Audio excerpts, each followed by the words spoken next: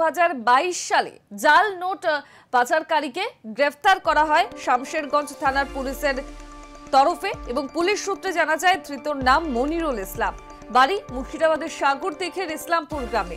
গোপন সূত্রে খবর পেয়ে শামশেরগঞ্জের গাম্বারতলা মোড়ে তাকে আটক করা হয় এবং তার কাছে তল্লাশি চালিয়ে 495টি 500 টাকার জাল নোট উদ্ধার করে পুলিশ এবং তাকে গ্রেফতার করে শামশেরগঞ্জ থানার পুলিশ এবং তারপর পুলিশ তাকে জাল নোট পাচারের অভিযোগে আদালতে পাঠায়। বিচারক তাকে জেল হেফাজত দেয় এবং এই ঘটনার তদন্তে নেমে পুলিশ ধৃতের বাড়ি মুর্শিদাবাদের সাগরদিঘির ইসলামপুর গ্রামে তদন্ত করতে যায়।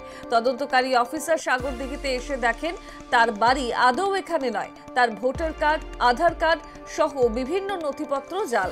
পুলিশ তদন্ত করে জানতে পারে ওই ব্যক্তির বাড়ি বাংলাদেশের চাপাই নবাবগঞ্জ শিবপুর এলাকায়। তদন্তকারী অফিসার হিতেশ সরকার তদন্ত করে ধৃত মনিরুল ইসলামের বিরুদ্ধে জাল নোট পাচার এবং ধৃত ব্যক্তি বাংলাদেশের নাগরিক এই সমস্ত নথি আদালতে পেশ করে।